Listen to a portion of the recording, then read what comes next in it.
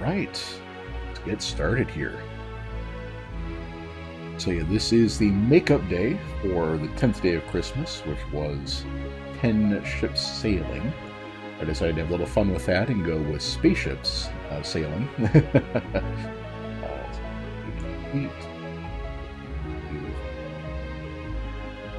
Post.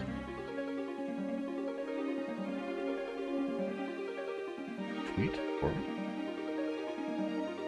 By the time we're done with that, Twitch should be ready to start the preview that I can't keep it from doing, and let's try to start doubling up on our audio. Yep, gotta wait for it to... There should be a way to kill that, shouldn't there? No? No, there's not. I'm gonna have to look that up. Which, yeah, I think I mentioned Twitch has a new dashboard. I'm trying to get it back to the functionality that it used to have. But yeah, so the reason why I couldn't do this game previously is that when I tried to... Oh, actually, make sure it's going to. So when I tried to stream it on the 10th day of Christmas, and some of our poor regulars were in chat for an hour, you know, waiting for me to get done.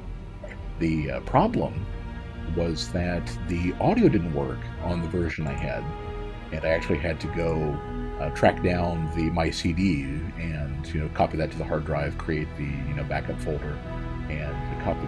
Come on, all right, come on, Twitch. And the reason why I'm waiting for it is that once we went for DOSBox, as you go into the window, you have to Alt-Tab back out. It locks it in. Still offline. Still offline. And my backup plan was colonization, or Age of Sail, being more faithful to the 10 ships of sailing. And the graphics didn't work right for that one. It was like broken, looked like a really awful high-res upscaling. So some setting I did in DOSBox at some point, I deleted the entire thing and reinstalled it too. So now they both work, and if Orion hadn't behaved, I could have done that, but it did. So here we go. I'm just going to go get started, and we'll Alt-Tab out if I need to. So, Master of Orion 2, one of my favorite 4X games of all time. But we're going to jump straight to Impossible, because I'm pretty good at this one. We're going to be doing a large galaxy. Your options are small to huge. Large, I think, is the right balance between game length and, you know, game length in both directions. You're not getting ganked too early, not having to drag on too late. Organic Rich, I find is the most balanced planet starts. We're going to go all 8 opponents. And average tech start. We're having all this stuff on. If you all have any questions about this stuff, and just feel free to ask, and I will elaborate. So what we do here is we have our choice of 13 stock races, and then the custom button we can use to play our peoples. We haven't actually done much Christmas themed for the 12 Days of Christmas. So the Illyrians, who are based on the Drow from, like, the Elven Navy from Spelljammer, we're going to be playing as them. Oh, this version I can't change the name. Yeah, I'm on patch 1.2. I guess 1.31 added the rest of that stuff. Yeah, I didn't patch it. Normally I could go change our name to the Elves up there, but we can't. The theme is going to be the Christmas Elves. So they work together quite well. You know, hive mind basically. You know, they make all the toys for Christmas. They are aquatic because they live on the North Pole, and that lets you treat tundra as a Terran. You know, basically an unfavorable planet type for an Earth-like planet type. We're going to be Uncreative is the main theme of the run. We just do what we're told. We are omniscient, so we know where all the good boys and girls are. They give them their presents. I expect a lot of naughty aliens to get their just desserts on this one, and I think that's about all we're going to go with for this one.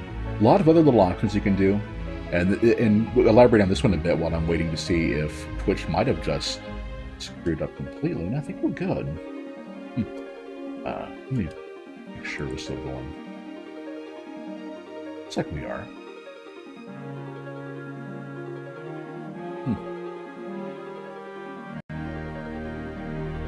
Yeah, it's still displaying offline. Frustrating. But Hopefully this is working. But yeah, the main idea with Uncreative is that normally you get a sprawl. Yes, glorious unification. We're giving everybody Christmas whether they like it or not. But yeah, the idea for for Uncreative is that they normally every field of technology, there are 8 fields and multiple levels, as you from basic to really hyper advanced stuff, like firing black holes at people and everything, is that you get 1 to 3 choices in that field. Uncreative, normally you pick one.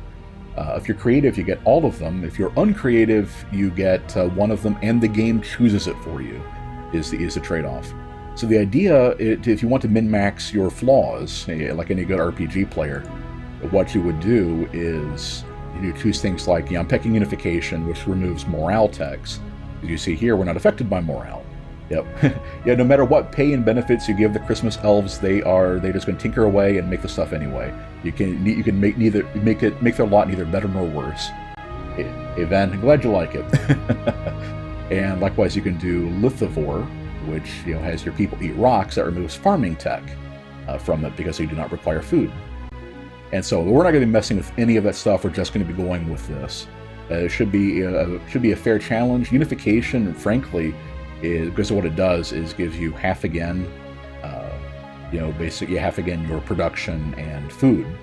So this is good enough to win basically on its own. Omniscient is to keep us from getting surprised. Normally I would have picked stealthy ships, because of course nobody knows when Santa's coming, and transdimensional to get there faster. But stealthy ships doesn't work on the AI because they all have Omniscient locked in, so that the game knows to not send colony ships to planets that don't have anything. It's all part of the very basic AI this game has, and transdimensional is overpriced. So the rest of the stuff, and there's a lot of fun things you can do here. I heavily recommend playing it and experimenting yourself. But for now, we're going to go with this. We live on cold and wet planets really well. We have no clue what we're doing, but we do know where all the good boys and the good and naughty kids are, and we're going to make lots of presents for them. Yeah, those are the naughty or nice. I don't know if we'll ever get a chance to look at our character, and the Illyrian Empress is a woman. We're just going to go with Claus. We don't know if we're playing Mr. or Mrs. It's a joint effort, And we're going to be red, of course. Red and white. Alright. Can you pick North Pole? Yes. Depending on where you're at, you may have more or less room on the sides to actually have your planet name. Where are we anyway? There we are. We are in the middle. Because we're omniscient, we can actually see everything in the galaxy as we start. We have a fair bit of space between us. We're going to do F9 to basically check how much range we have. So that's going to be a good planet eventually. Crystals are an easy space monster to deal with, and you tend to have good planets. Orion right there. So we are probably best situated to become the masters of Orion eventually. So we can reach all this stuff, basically this little swath. We're next door to the Klakons, which are space bugs that are also unification. They're going to be our problem. They're going to be the first one we're going to have to deal with because they have to expand our direction. This is going to be bad, and this is not a good. It's not a good start, but I think we'll be okay. We never see our leader. That's right. Yeah, as Paul points out, we never see us. I couldn't remember if we did or not. Ben, 6 parsecs. That's no time at all. Just ask Han Solo. Yeah, how fast can he make the 12 parsec run? There's 12. Okay, let's take a look at our home system. We have barren, poor, it sucks. This one, deserts. They are the antithesis of aquatic. Radiated. I did pick organic rich, right? This is kind of awful. More deserts. And barren. Ouch. These are some awful starting worlds. Okay, well this one's got ultra rich and heavy. Can we reach that? We can, okay. I'm thinking this is going to be our best start to get the ultra rich. Oh, but that one's heavy G though. Oh, tundra and rich. Okay, so we're going to grab this system to start first. That'll also cut off the Klakons. We're going to have to fight them anyway. So we're going to grab this planet, try to box them in, take them out first, because their homeworld is also going to be a Terran planet. Oh, and they start out with 2 tundra planets in their system. So yeah, we have to get our exterminator license going. Okay. There. I have a feeling if that's close enough, the Klakons are going to head that way too. But we will see. I'm also going to split up my... Even though we know where the stuff is, I still want to get it ID'd. A wormhole system should be... Oh, yeah. That's a good one, too. Yeah, this is like Sprawl pointed out, this is an even better get, because we can grab this one first, this Tundra Rich, and send a colony ship immediately through the wormhole to, a wormhole you jump in one turn, no matter how far away it is. And we can grab this one. So, when we're ready to take on the humans next, that will be our next move. As it is, they're going to hold off on that one. We are definitely grabbing this one first. Okay. To make the run a little more interesting, I am not going to be looking ahead in the tech field. So if we get screwed on technologies, I'm not going to know till it hits us. Like right away, we don't have research labs, so this is going to be bad. Because as a unification race, we get no tech bonuses, just production bonuses. So, fingers crossed this all works out. This means I may grab terraforming sooner rather than earlier because it's guaranteed, and it will let us turn more planets into tundra, which is as good as Terran for us, especially those barren planets. Okay, since we can't get that one, we don't need computers immediately. I'm going to knock out Reinforced Hull first. This one is good. I'm glad we got that. And last but not least, let's check our system. A barren pore is not a great start, but I'm still going to get it first, just to get more of our people there. So that, and let's see, that's 15 turns, 13 turns to knock out that colony. Yeah, I think that'll do. And here's the thing too: a lot of people will recommend selling your marine barracks if you are not a race that needs them for morale. We are not going to, because we're probably going to need to start landing troops pretty soon. And it would just take time to build it back up. We don't need to worry about right now. Okay, with all that done, let's get started. Okay, Klakons are grabbing. This is another good thing about Omniscient. Much like Wayne's World, the Klakons want to swing first. That's a really good planet too. It was out of range for us. We're definitely gonna have to take that from them. That is a very good planet for us. Okay. Alright, that there. That's about as far as we can get from now. We'll say hi. This will be within range of them, so we'll make first contact with the Klakons. And we may well with the humans, too, by accessing a planet within range. That is a lot of bad first techs. Deuterium is okay. Reinforced Hull's really good. I do prefer biospheres over... I'd say we got 50-50. That's we got 50-50 here. And the funny thing is the Klakons are uncreative too. This could be a pretty funny mess of a fight. All right, select our colony ship. We're going to grab the. Here's the thing. Should be able to pick this one. Yeah. So ultra rich means we get 8 production per worker. Basically, each of our meeples we plop down, we'll get 1, 2, 3, 5, or 8 per worker, depending on the mineral classification of the planet.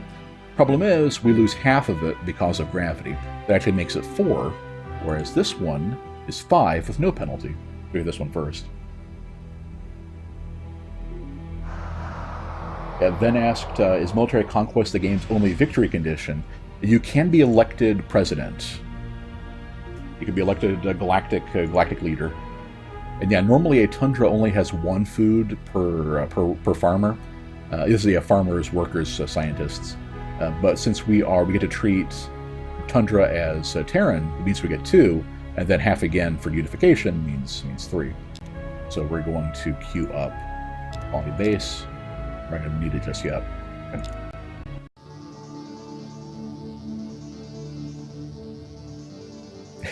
And for claws be warned. That's where I wish we could change our name, so we could be the Elf Terror. But we are so fearsome. Okay, yeah, no first contact. We probably won't get first contact with the humans until they or us actually explores that wormhole planet.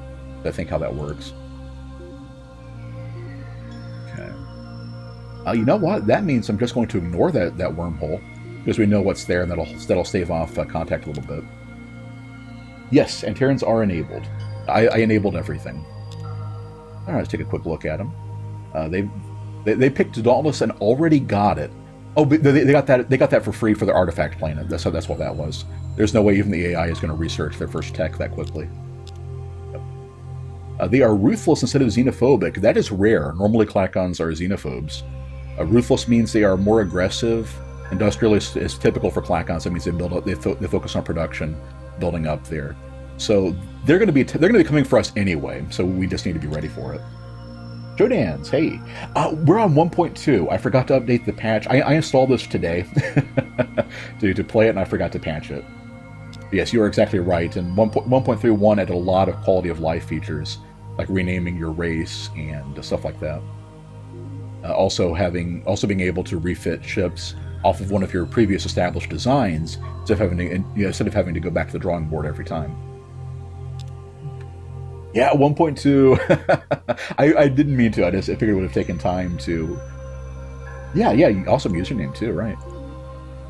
Okay, colony base won't take too much longer. So we're just going to go ahead and let that get built. Also, this is a fun thing to do too. You can go to info and then race statistics, take a look at them. The unification, they have spent all races on impossible get 6 free picks and can also choose more negatives in addition to get more. They just went ahead and spent theirs 3 each on upgrading their food and industry. They're going to be a great slave race whenever we take them over. Yeah, creative costing 6 back in the day, yep. Uncreative is even worse originally. On the bright side, I think that means our plasma cannons are going to be their original small size, so I might be able to get that if the gods of fortune favor us. Alright, so one good thing about Omniscient is we get to keep an eye on their construction. We'll know when they start building their fleet, and we'll know to be ready for it. So, what I'm going to do now is, I'm just going to go ahead and click through until we... Actually, one more turn, we should be able to buy the colony at half. Not quite. Oh, 5 short. I probably should have been ready for that. Well, 4, we might as well just go ahead and finish it out. And then we'll build our first freighter, and then put our other worker... I love the human theme of this game. Watching your moves closely, elves. Okay. Now that we've met 2 races, they're both neutral toward us. They don't have any tech yet. I'm going to go ahead and see if any of them want to be friends. Not the Klakon. I mean, we might as well lull them to a false sense of security. Not pleasing. Okay, cool. Yeah, as long as you have any agreement or treaty with an AI, you will gradually build up rapport with them over time. Let's go ahead and see if we'll do that with the Klakons. They're not xenophobic, so odds are fair. Nobody wants to trade with Santa Claus. Oh, okay. So the AI wants to research with us. That is pretty cool. So there are 2 things that go into diplomacy in this game.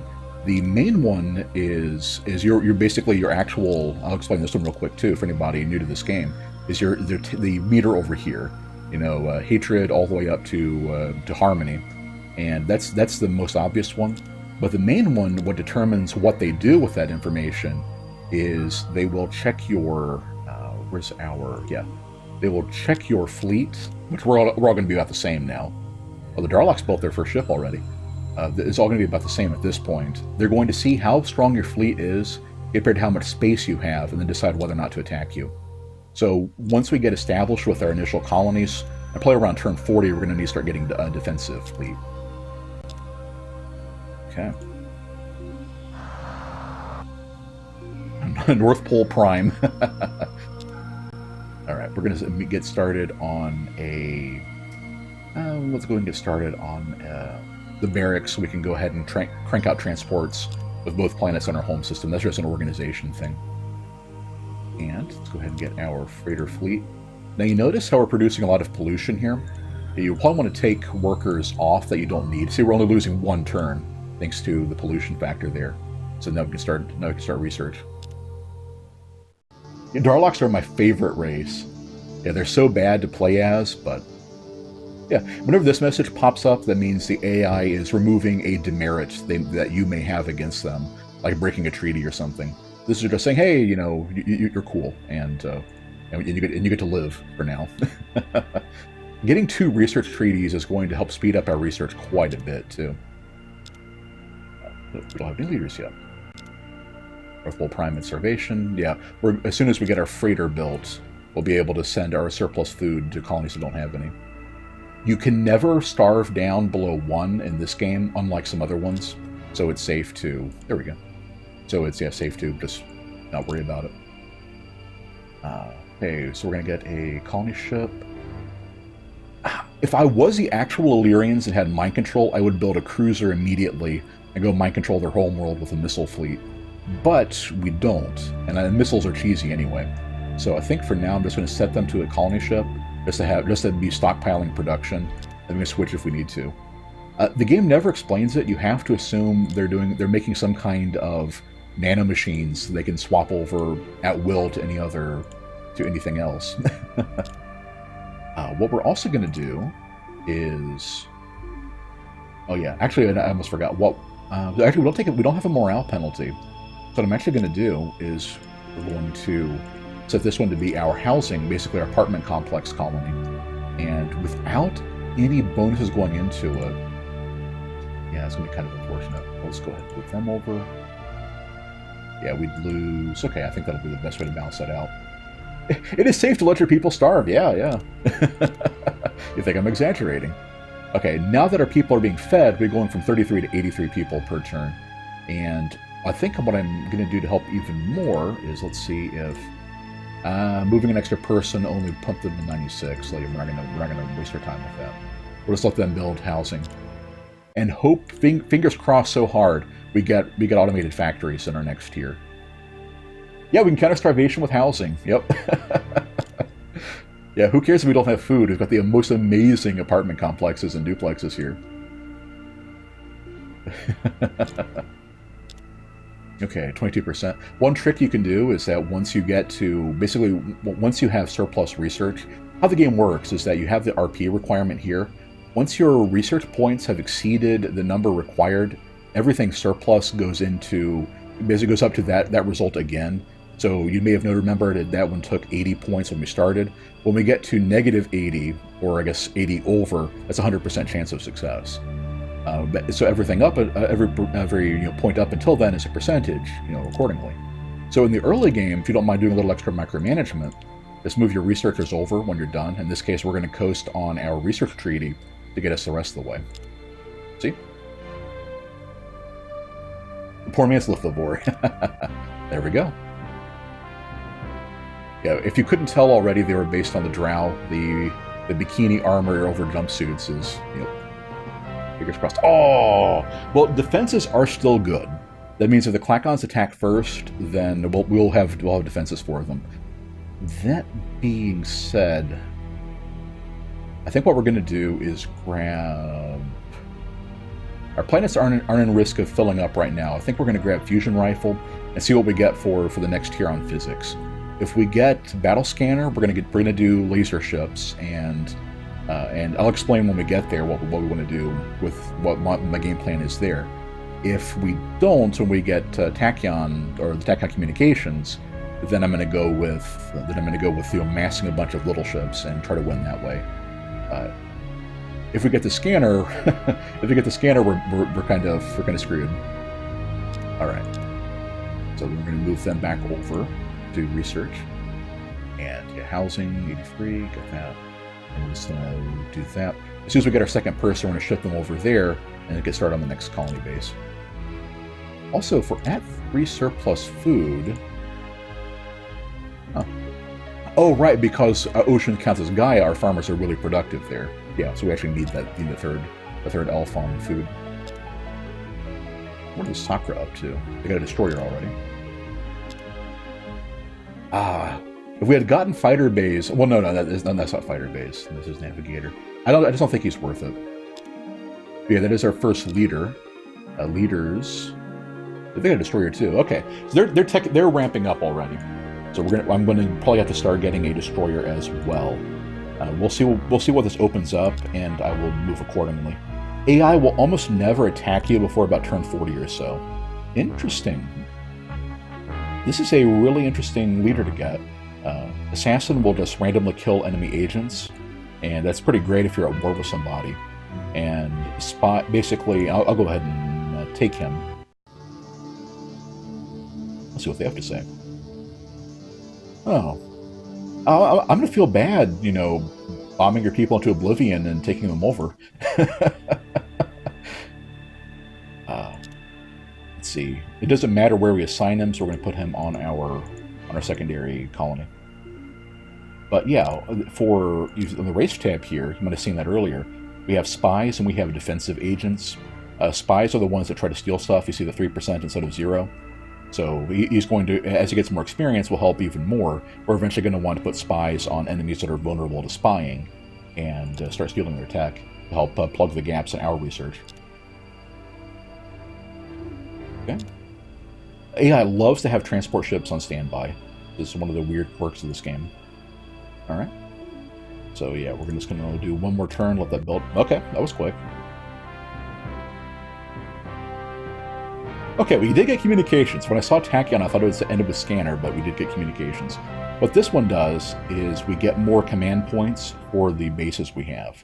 Every star base normally produces 1. With this one, they'll produce 2.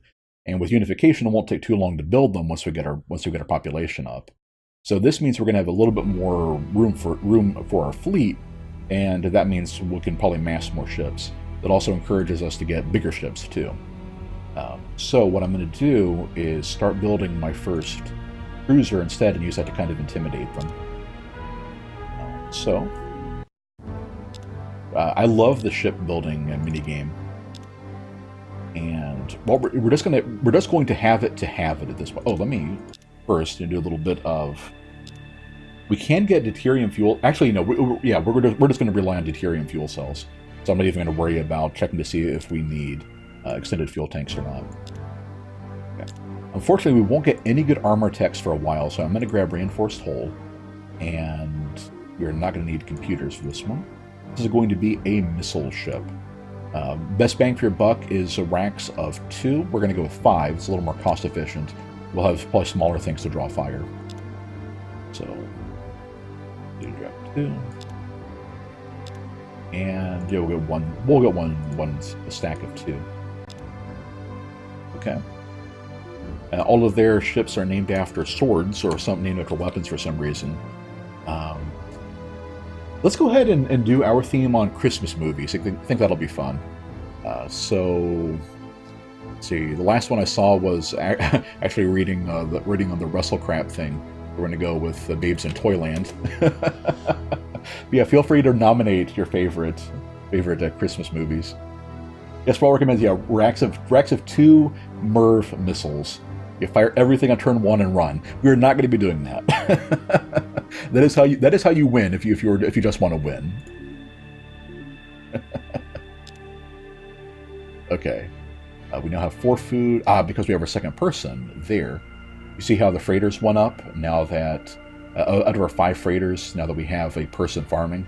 We're going to take her off and put her on the colony base. Oh, Die Hard's a good one. Yeah, we'll do Die Hard for our battleship, I think. True neutral, evil genius. Love it. Hey. Alright, so we're just going to click through turns. You'll be clicking through turns a lot in the early game. You'll have to start microing, later on, but for now I think we're alright. We should also have our first, we have our first person.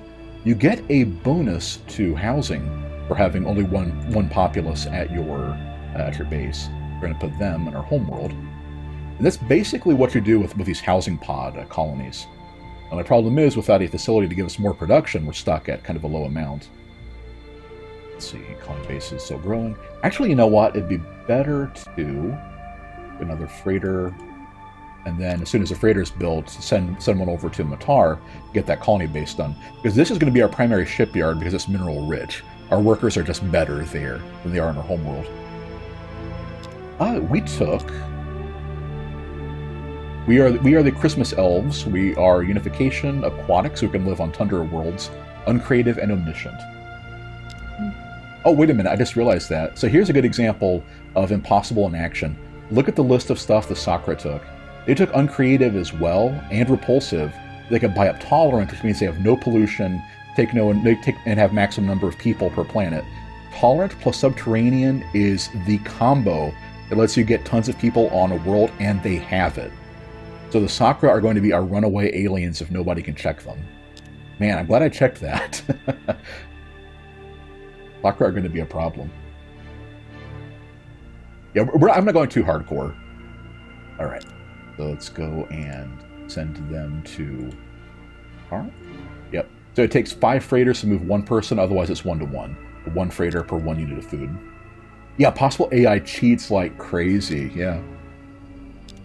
Did any of you guys play Master of Magic? Because that's one that didn't never quite balance it right in my mind, with hard being too easy and impossible being too hard. All right, we can buy the colony base from there. Yeah, once you're halfway, once the a product is halfway finished, you can buy it to speed things along. So we're going to go ahead and we're in a bit of a rush. I really want to get things moving. So yeah.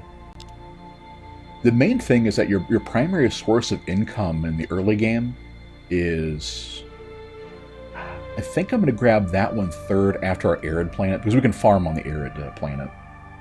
Your main source of income in the early game is your population, so you want to get more colonies. And if you're unification, I'm almost spaced that one. Through unification, you get more colonies faster than everybody else. So we're going to put you on housing, and that one's 92. So we're going to have 2 housing colonies to make up for the fact we have no automated factories. So right now, oh hey, Blackhawks are starting to spy on us. Don't know what they're planning on. I'm thinking, oh, they probably want our planetary missile. We don't have it yet. Yeah. Okay, so we have 3 people there out of a possible 8. We're going to get our... We need a starbase there so we can build big ships. Yeah, Ultra Rich is awesome. Heavy G kind of sucks, right? Yeah, that's why I didn't grab that one right away. But still, Regular Rich. A Regular Rich Tundra with an aquatic race is a very good first start, though.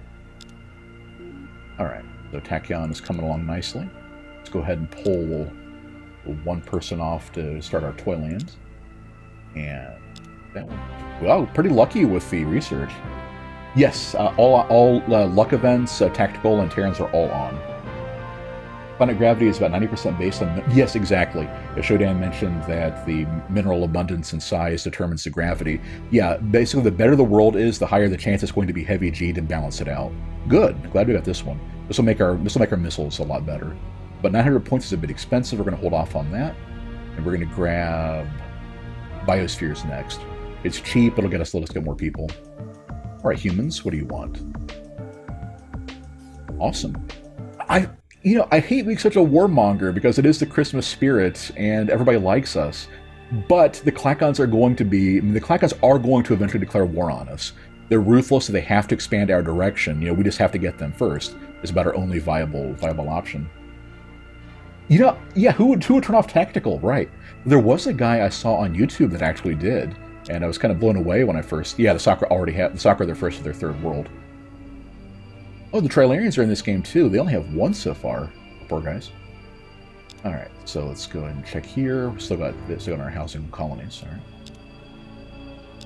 Alright. Filthy casuals.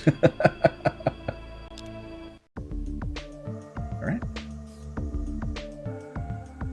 Salutations. Interesting. Yeah, the AI sometimes will approach you if they're intimidated by you. In this case, I think the fact we have 4 worlds and thus a higher population makes us show up as stronger, and our fleets are about even. So the humans are like, okay, let's go ahead and let them be. I want to let the humans survive and thrive. They are democracies, which means they're good at tech, and democracies means they're bad at counter-espionage, which is a great combination if you are not them. So I plan on leeching their success for ourselves. Now we're at 27%. We're going to pull another 2 scientists over. Okay. So far, so good. Biospheres. There was pretty much the eternal debate of this game was biospheres versus hydroponic farms. I prefer biospheres quite a bit. Always a silly way to diplomacy victory. Yeah, but I figure that if you got... We have a lot of people here that are familiar with the game. You'll probably want to see blood. For everyone else to forever war expand till we have all the votes. I have done that before. It's actually not that bad if you have a good population race. I'm glad we got this one. Soil enrichment isn't as essential because we're unification and have good farmers, but what this one does is it's a +1 food, and it's a passive benefit. We don't have to pay to maintain it. So yeah, it's a very good benefit, and that will let us free up even more farmers to do work. That being said, we're going to need this one to hit the Klakons. So I think this one is next, and then we'll see if we get upgraded missiles for our missile boats next or not. And plus, and this is something too for anybody that hasn't played the game, any technology, any technological field that has weapons in it, physics and chemistry are the main ones. Every field you advance in, like going from, I didn't mean to. I'm not looking. Sorry. Any field you advance in will miniaturize your weapons up to 5 times. So this will make our missiles smaller and more advanced too.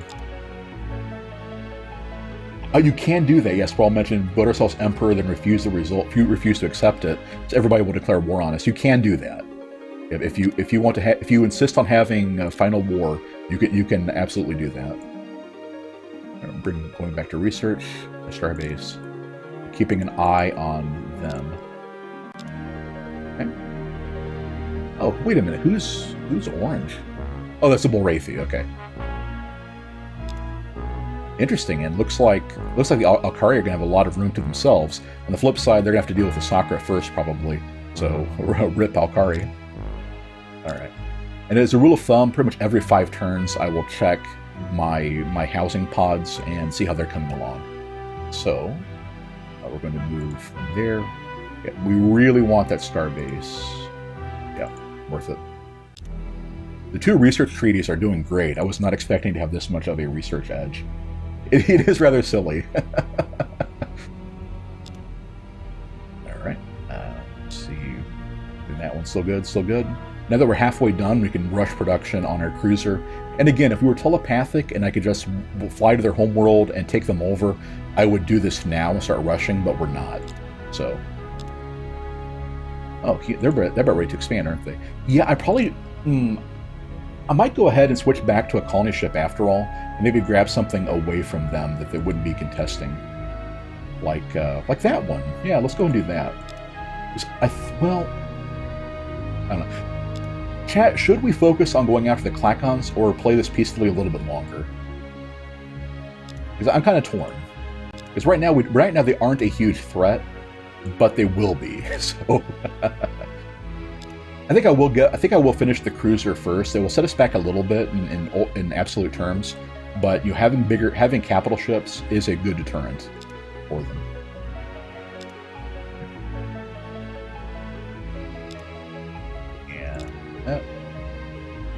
And this will also won't initiate contact with the Sakra just yet.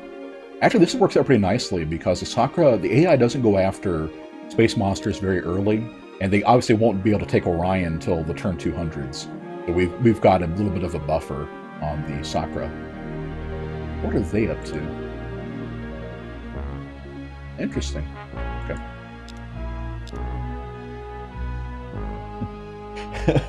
Bugs are good and industrious, don't we want to own them? We do want to own them. That's true. Yep. I think when you put it that way, how could we resist? This also means as soon as... Actually, we're at 14 already. Let's do... pop the biospheres in first. 60 isn't going to set us back too far on tech. Tempting. But even though we have a lot of income, I still don't think it's quite worth it just yet. Also... Yeah, we want to finish the starbase. Basically, anything to deter the aliens is good. The rest of them over. Look at that pollution. Alright. So there's our fuel cells. We did get Merculites. Huh. Tempting, tempting. Acquire better species and exploit them. Yeah, Sprawl says the space ants are great for the Santa elves. They don't complain as much. You know, when you put it that way. Yep. Okay, so yeah, I think that's going to be our best play. We're going to grab Merculites and probably 2 cruisers, I'm thinking, and then go ahead and just fill up the rest of our command points with transports, and go conquer the Klakons. I think would be the best way to start this off. And that means let's go ahead and rush that, and then start them on building 1-2. Actually, biospheres first, and then gotcha. All right. Oh, right. Put the rest of our workers back on too. Starbase. Interesting, they haven't gone for a colony themselves. Okay, they have the colony ship. Oh, wait a minute, they have a colony ship, but still just at a 1 destroyer. Okay. Or both of the... Oh my gosh. No wonder. Yeah, so the Klakons are going to... I didn't even check those. The Klakons are going to attack even sooner because they can't... Because the next world is... They can reach that one. So they're gonna grab that one. They're holding off, I think, right now because it's an act of aggression to expand within range of enemy systems. You'll get that happening sometimes. Like they'll warn you to move your fleets away from their worlds and stuff like that. So I think that's why they're hesitating. But yeah, they eventually will either make a play for that one if they don't like us, or for this one if they do. Okay. And and Showdown pointed out too that they can't attack us because they'd have to put extended fuel cells on their warships, and the AI doesn't usually do that. But they are going to expand. Yeah, they're going to expand here. So whenever we attack them, it's probably going to be here first. All right. Check my planets again. Yep, this one's got another person ready. Up there. It means we're about ready to get another armor. Yep, there we go. Yeah, eventually what you're going to want to do is have your rich planets with most of their workers on production, and import the food from somewhere else. Maximizes your outpost. Yeah, the AI has some flaws. Yeah, like Sprawl points out, they could just build an outpost here if they really wanted to expand. The AI doesn't know how to do that. Okay.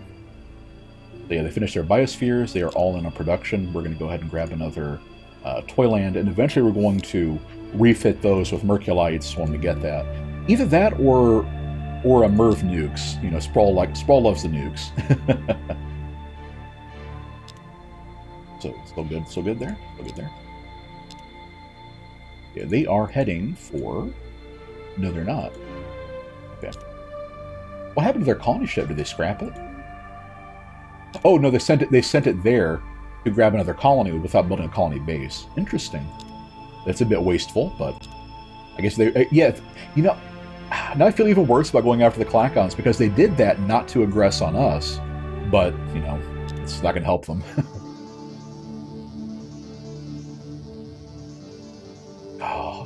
I'm going to feel so... I'm going to minimize the damage to your worlds. We're going to bring you in as honored subjects.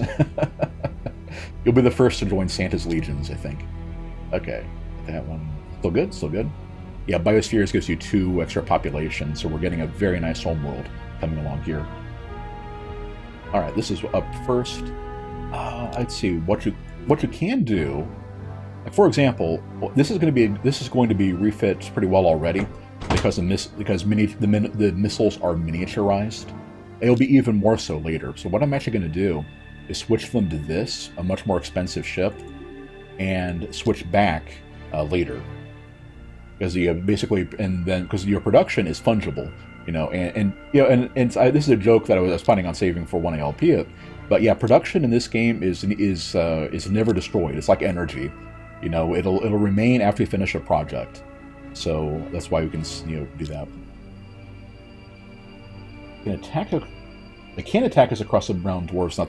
Oh, maybe they're uncreative. If they got tritanium instead of deuterium, reinforced.